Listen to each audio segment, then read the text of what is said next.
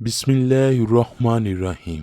حضرت صہیب رضی اللہ تعالیٰ عنہ سے روایت ہے کہ رسول اللہ صلی اللہ علیہ وآلہ وسلم نے فرمایا، تم سے پہلے لوگوں میں ایک بادشاہ تھا، اس کا ایک جادوگر تھا۔ جب وہ جادوگر بوڑھا ہوا، اس نے بادشاہ سے کہا، اب میں بوڑھا ہو گیا ہوں، آپ میرے پاس کوئی لڑکا بھیج دیجئے تاکہ میں اس کو جادو سکھا دوں۔ چنانچہ بادشاہ نے اس کے پاس ایک لڑکا بھیجا، وہ اسے سکھانے لگا۔ جب وہ لڑکا جادو سیکھنے کے لیے جاتا تو اس کے راستے میں ایک راہب تھا، وہ اس کے پاس بیٹھنے اور اس کی باتیں سننے لگا جو اسے اچھی لگتیں۔ جب وہ جادوگر کے پاس آتا تو راہب سے گزرتے ہوئے اس کے پاس بیٹھ جاتا، اور جب وہ جادوگر کے پاس سے جاتا تو وہ تاخیر کے سبب اس کو مارتا۔ اس لڑکے نے راہب سے اس بات کی شکایت کی۔ راہب نے اس سے کہا، جب تم جادوگر سے ڈر لگے تو اس سے کہنا مجھے گھر والوں نے روک لیا تھا، اور جب گھر والوں سے ڈر لگے تو کہہ دینا مجھے جادوگر نے روک لیا تھا۔ وہ اسی طرح معاملہ چلا رہا تھا کہ اسی اثنا میں اس کا سامنا ایک بڑے جانور سے ہوا جس نے لوگوں کا راستہ بند کر دیا تھا۔ لڑکے نے سوچا، آج مجھے پتا چلا لوں گا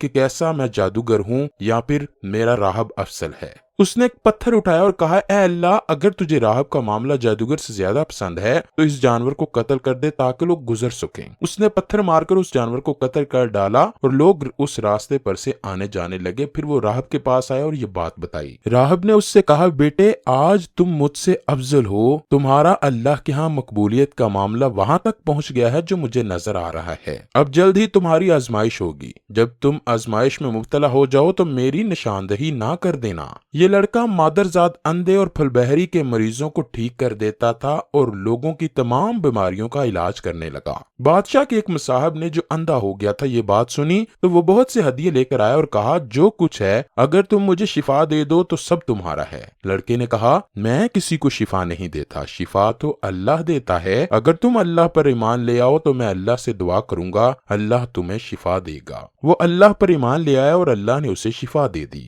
وہ بادشاہ کے پاس گیا اور پہلے کی طرح اس کے پاس بیٹھ گیا۔ بادشاہ نے اس سے پوچھا، تمہاری بینائی کس نے لوٹا دی؟ اس نے کہا، میرے رب نے۔ بادشاہ نے کہا، کیا میرے علاوہ بھی تمہارا کوئی رب ہے؟ اس نے کہا، میرا اور تمہارا رب اللہ ہے۔ بادشاہ نے اسے پکڑ لیا اور مسلسل اذیت دیتا رہا یہاں تک کہ اس نے اس لڑکے کا پتہ بتا دیا۔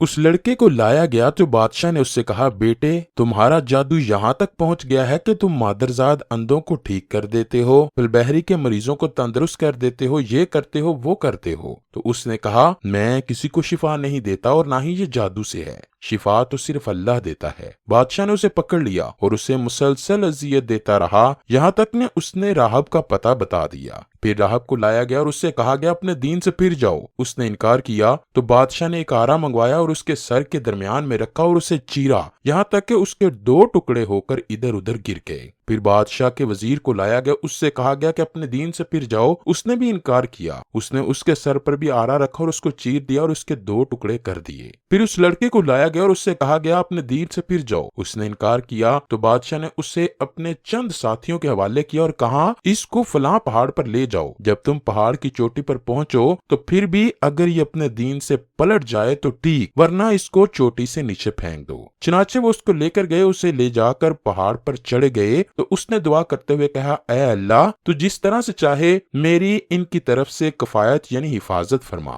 چنانچہ پہاڑ نے ان کو زور سے ہلایا اور وہ پہاڑ سے سارے ہی نیچے گر گئے۔ پھر وہ لڑکا چلتا ہوا بادشاہ کے پاس آ گیا۔